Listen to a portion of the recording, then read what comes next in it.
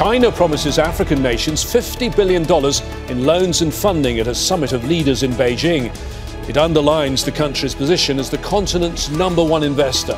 What does this investment mean for Africa, China and its Western rivals? This is Inside Story.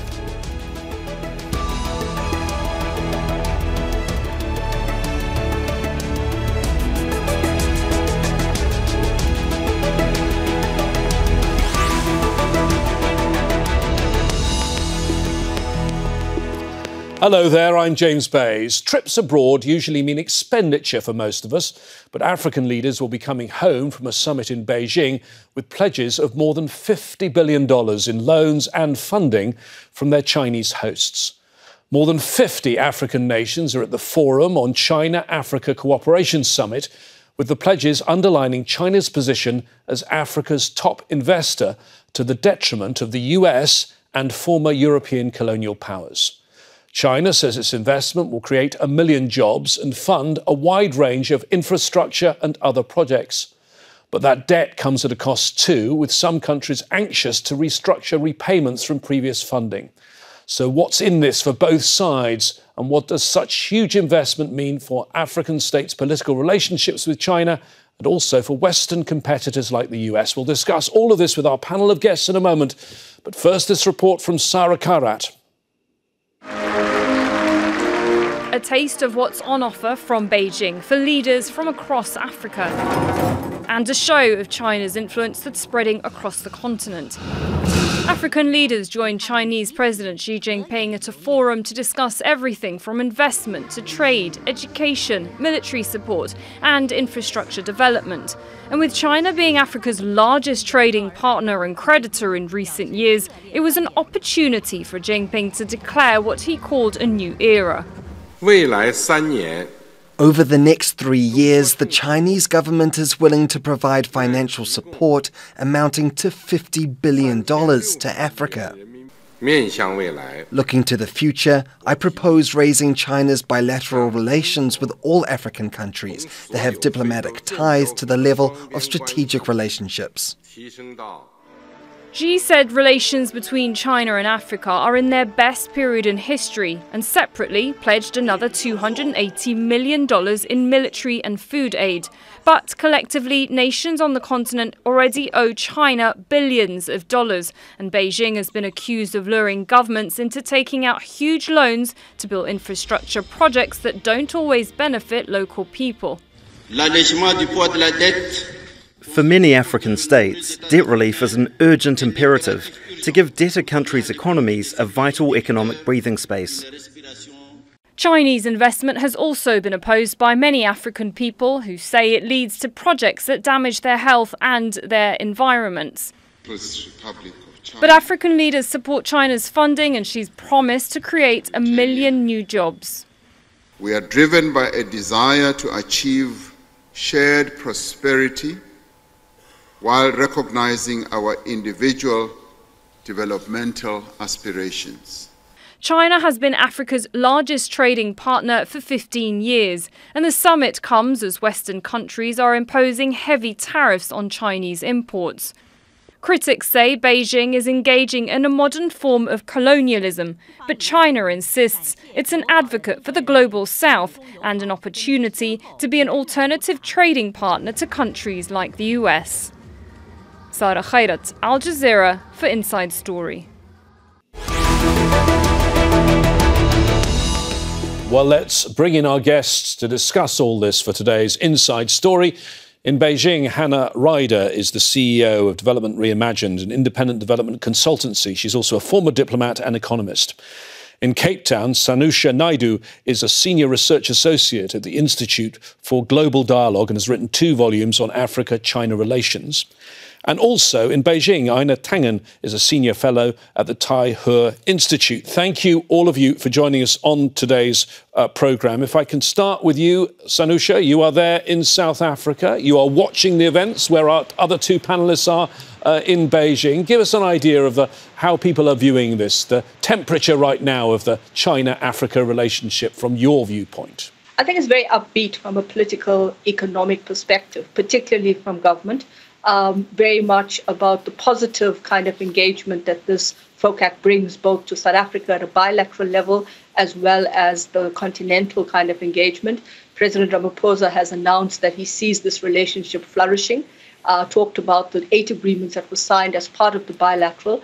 And I think there's a general sense of optimism from the government in terms of the fact that this is the first kind of big outing for the newly constituted government that came into being after the May national elections, a government of national unity, which includes ministers from the Democratic Alliance, which was the former opposition party. From a continental perspective, I think that it's a similar kind of feel, but I think there's also a sense that below the kind of surface, outside of the kind of economic, political, business architecture, there's a sense that people are beginning to also think about this relationship much more in the context of the discussions that are happening on radio stations, from where I sit, being invited to discuss this in local media as well as continental media. OK, Einar, tell us a little bit about these summits, because it's not a one-off. These have been going on for some years. In fact, they take place, as I understand it, every 3 years. But this is a big one because the last one didn't happen properly. It was virtual because of COVID. And my understanding is the Chinese are there. And then on the other side, every single nation in Africa, apart from the small country of Eswatini, because that still recognises Taiwan as an entity and not China.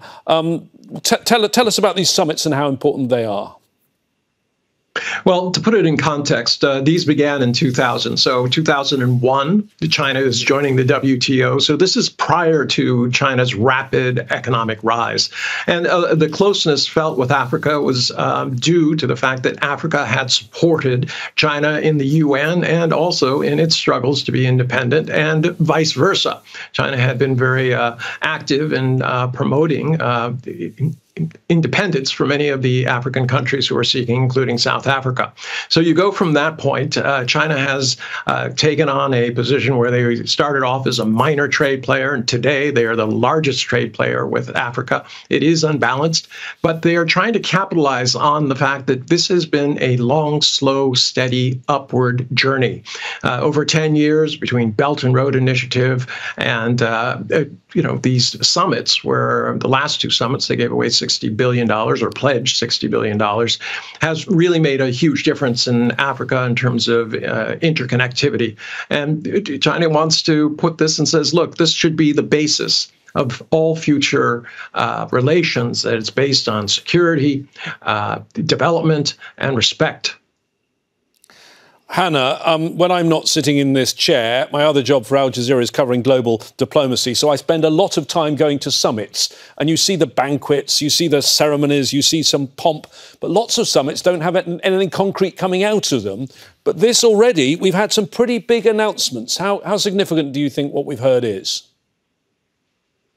We have, and I think probably the most significant announcement is of the equivalent of $50 billion in financing to the African continent. That's not all just lending.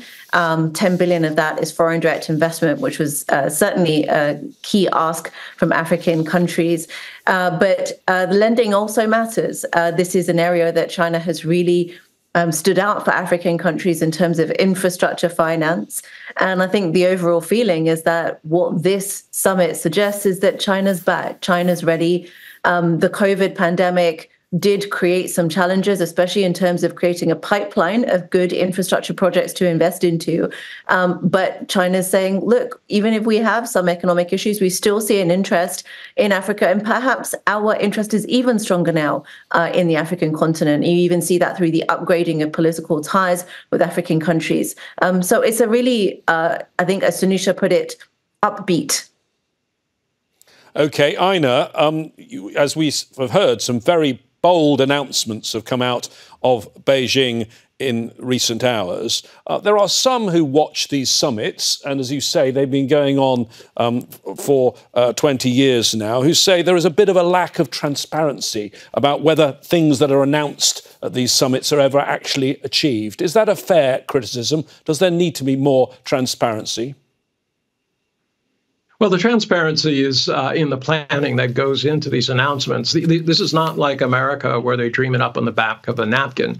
These are very carefully orchestrated. There are a lot of meetings. Yeah, but I know. I'm not asking you about today. I'm asking you, in a few years' time, whether all of these things that have been promised are actually going to be achieved. Where's the transparency there? Well, the transparency is between the actual numbers that are being put out and whether or not there are tangible results at the end of it. And I think the fact that you have 53 out of 54 countries represented at this is fairly clear. And it echoes the 152 countries that came to the Belt and Road's 10th year anniversary. So, I mean, clearly, these countries believe that China has something to offer, and they are doing it. They have schools, hospitals, roads, electricity projects, and they're branching out into making sure that Africa starts developing its own capabilities in terms of manufacturing. One of the low issues is that Africa has lots of resources, but it doesn't develop them and add value, and as a result, it gets a very slim margin of the total profit. So China is providing the machinery so that they can start doing their own processing, as well as sharing, high-tech development through co-processes and joint ventures. This is something completely new in Africa, because this is not something Europe or America has been willing to do before. OK, well, as we've said, China is Africa's biggest trading partner. And if you look at total trade between China and Africa, it exceeded $280 billion in the last year. Let's look at some of the details. According to the United Nations, South Africa is China's biggest trade partner on the continent. Their combined business was worth $35.9 billion in 2023. The country also bought more Chinese goods than any other African nation. China's second biggest trade relationship is with Angola, valued at $27.3 billion. The country has an abundance of oil and minerals, including diamonds. Next, Nigeria, with a joint trade valued at $24 billion. The Democratic Republic of Congo shared trade worth nearly $22 billion. In North Africa, Egypt is rapidly expanding its infrastructure and has more than $18 billion worth of joint business with China. And Beijing's trade relationship with Kenya stretches back over decades and is the biggest in East Africa, worth $8.5 billion. Sanusha, those are very, very impressive figures. But it is fair to say that the balance in trade in most cases is massively in China's favour, is it not? Well, that's one of the issues that President Ramaphosa has brought up, and it is part of the discussion, I think, are the grey areas with regard to this FOCAC, that the trade deficit tends to kind of be in a way, doesn't necessarily favour Africa's kind of value addition and integration into the value chain. And I think part of that challenge is really dealing with that trade deficit and what is the value addition of production and manufacturing. Now, that was one of the key issues that was spoken about both, I think, at the bilateral level with countries, but also mentioned in President Xi Jinping's speech, that manufacturing and allowing for a number of goods to enter with almost that zero tariffing issue with regard to value-added production. And that's a big question for most African countries, because the more you actually start to manufacture, you're actually getting into the value addition demand and supply chain. And that comes with its own kind of grey areas in terms of the tariffs, etc. One of the key issues from what we've seen in the South African discussion with President Xi Jinping was around the sanitary and phytosanitary issues regarding our agricultural products, in particular beef, with regard to the foot and mouth disease. And that in itself was seen as a win for South Africa, where the Chinese government had decided that it won't actually create an entire kind of impact on our agricultural exports of beef, because if one of our centers that is producing beef has a foot and mouth disease, they'll isolate it. And of course, going forward, that's part of the agreement. But I think the real big area for monitoring and evaluation is around the impact of this in the next 3 years, and particularly what are some of the projects that may be hangover projects from 2021 and previously. Hannah, if we look back over the last decade, China has poured more than $120 billion, and in terms of hydropower plants, railways, roads, 35 major ports, how has it transformed these countries, or some of these countries? Well, I think most African countries that have borrowed from China in order to fund infrastructure, the vast majority have, from large and small projects, can easily attest to just how important those infrastructure projects are. My country, Kenya, for example, we have this new, now not so new, standard gauge railway, for instance, between Nairobi and Mombasa has massively improved trade and logistics, as well as passenger trips between Nairobi and Mombasa. So there is an obvious effect of infrastructure, and I think that's one of the aspects that makes kind of Chinese engagement so interesting and useful. Let me just stop you there. Let me stop you there, Hannah, because you mentioned this railway project, which is an amazing project, it seems, linking Mombasa and Nairobi. But then it was supposed to go further, and apparently the railway line just ended up in a field because both Uganda and because it was supposed to go to Uganda, both Uganda and Kenya were then struggling with the financing. And we've seen your country recent street protests because the government proposed new taxes to fund the budget deficit. I mean, there is problems here. Kenya owes a lot of money to China. There's a downside to all of this, is there not? Yeah, let me just correct you in terms of the end of the railway. Where it's got to is to Naivasha and then Malabo. Those are places where there's plenty of things going on, including a dry port in Naivasha, which then they're able to ship things like cut flowers into Mombasa and so on. So there's still some productivity, even though it's just within Kenya at the moment. But it was definitely meant to be a regional infrastructure project, that's for sure. And there are still discussions as to how China can support that financing. But the way that many large cross-border infrastructure projects are done is by breaking them up. It's completely not unusual. We think at Development Reimagined that it should be different, that there should be a way of making sure that these kinds of infrastructure projects that go across countries should be done at the same time. But it would be doing something completely unusual and out of the usual kind of financial system if China started to do that. Hopefully it will, but it hasn't been done yet. Einar, people talk. Sorry, I'm going to bring in Einar now. People do talk about a debt trap in some scenarios. Is China worried in any way that countries not being able to afford their debt poisons this positive relationship between China and these African nations? And is China thinking of doing things, in some cases, in a different way? Well, they are doing things differently right now. I mean, they had to learn the hard way that when you have a government-to-government loan, when the party that's controlling that government goes out of power, the only thing you know for certain is that the opposition coming in is going to say that that loan was unnecessary or subject to corruption, or they're going to blame, in essence, China. So the new model is they do it like a banker. They look at the feasibility of the project and they fund the project itself based on its ability to support it. So these are the kind of approaches that China has had to make. It's learned its lessons. In terms of debt trap diplomacy, this is a narrative that's said and repeated often, but the fact is China only has 12% of the total African debt. And quite frankly, it's at 2.7% versus the private debt that's out there, which is at 5%. So you tell me where the real debt trap is. And lastly, let us be clear here. China can't solve everyone's problems. Africa has to decide its own way. The unique thing about the way that China operates is it says it is up to you. We can fund projects, but your economy and how it develops is up to you. We cannot make decisions for you. We're not Washington and certainly not parts of Europe. It's going to have to be something where everyone meets halfway.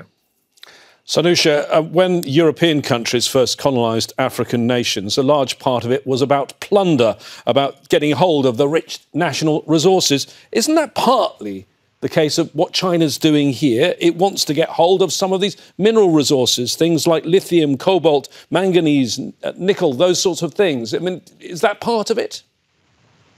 Well, it can be seen in terms of perception that that's part of what the value chain is about. I mean, the critical minerals is really an important value chain and extractor for China, particularly its role in the green technology and, of course, its role in the electric vehicle market.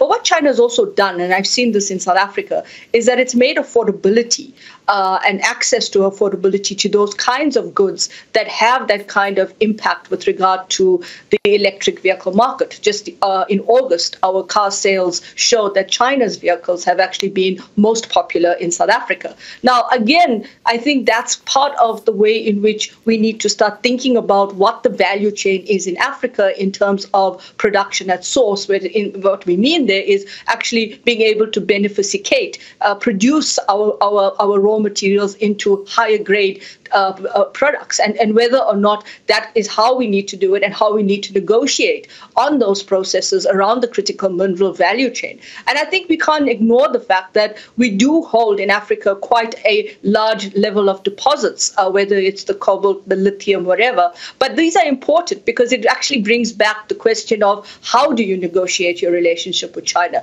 Remember that this is also about the kind of regional connectivity projects that can actually be important, particularly if you look at Angola and the kind of Lobito corridor, which is linked to Zambia now, and the kind of railway that is bringing the copper goods out of Zambia into that railway, Benguela Railway, and then leading up to the Lobito corridor up in Angola. That is important, but it's about the negotiations of those regional projects. And I think that's, for me, one of the critical areas around FOCAC, is that it enables that bilateral, which can then filter into those regional spaces. And it's important for us within the African context, I think, as well, to realize that China is not just a panacea for us. It has to be about how do you also reconfigure the relationship. Hannah, I'd like to look at the political dimension to all of this too. I mean, the UN Secretary-General has warned several times that the world might be fragmenting into two camps. Is there an element of this that China is trying to get these African nations on its side? The UN, for example, being a key forum where there are plenty of votes in the UN General Assembly from African nations. Well, the UN Secretary-General was here in Beijing in any case and gave a speech today.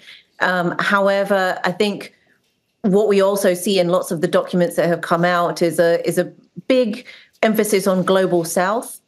And also certain areas, if you look at the Beijing Declaration, for example, certain areas where there are a lot of coinciding views and consensus between China and African countries, from issues such as Gaza and on this sort of multipolar world, there seems to be a lot of consensus. So that's interesting in itself. But also it means that, for instance, in this summit, we had China upgrading the relationship with the overall continent to an all-weather partnership. That sounds very jargony, but it does mean that effectively African countries are becoming much more important in China's foreign policy.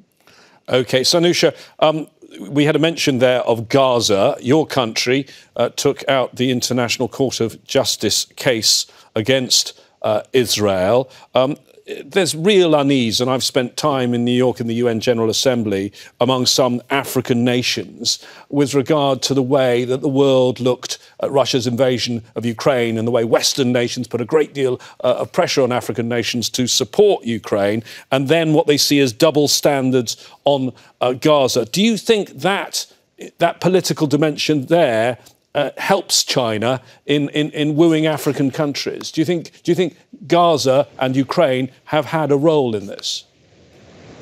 Well, it certainly seems like the way in which the narratives have played out around the situation with regard to Israel and Palestine, and now, of course, the Gaza conflict and the role that South Africa played. I mean, South Africa has been applauded for standing up and taking on the normative global rules-based system. Obviously, it has not always been the kind of impact that South Africa wanted. Yes, it sees itself as moving into that space. But I think it also is important for us to realize that within this context of China-Africa or Africa-China, however you want to prefix the narrative, you have to also remember that part of this challenge is about conflict zones in Africa, where, for example, the peace, stability and development angle is critical to inclusive development. And I think that's part of the extraction that you take from the speech President Xi Jinping made this to the summit today. And that was about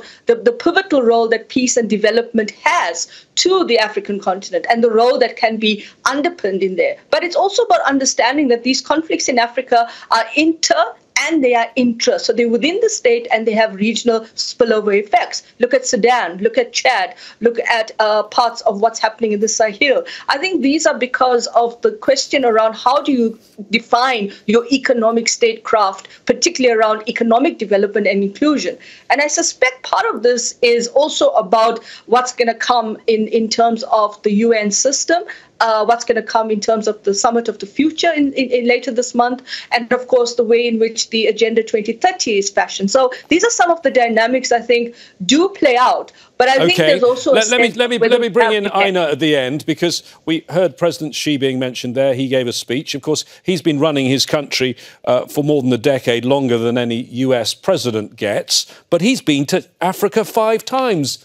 Joe Biden hasn't been to Africa in his entire term. In fact, he said in May when he met the Kenyan president he was going to go in February next year after he was re-elected. Well, that's not going to happen. Have the US dropped the ball here, do you think? Well, yeah, they have. I mean, if you look at the trade numbers, it's very, very low. It's under 5% of the total trade with Africa. It's just been pushed aside. There's been lots of fanfare about doing something about Africa, but there's no concrete results. And that's really what Beijing is taking advantage of. Now, keep in mind, this is not a contest, choose China over the US. What China says is don't choose, be non-aligned. All we ask is that we trade together and that we build friendships and partnerships that can benefit us both. US is the one who says ideologically you're either with us or against us. You're either at the table or on the menu. Thank you very much to all 3 of you today. Our guests were Einar, Tangen, Hannah, Ryder and Sanusha, Naidu. If you missed any of our discussion, you can always watch it again by visiting our website, aljazeera.com. And remember, we always want to hear from you too. Go to our Facebook page, that's facebook.com/AJ Inside Story. Or you can contact us on X. Just look for us at AJ Inside Story. Next time on the programme, we'll be discussing the US election campaign. Until then, from me, James Bays, and all the team here, bye-bye for now.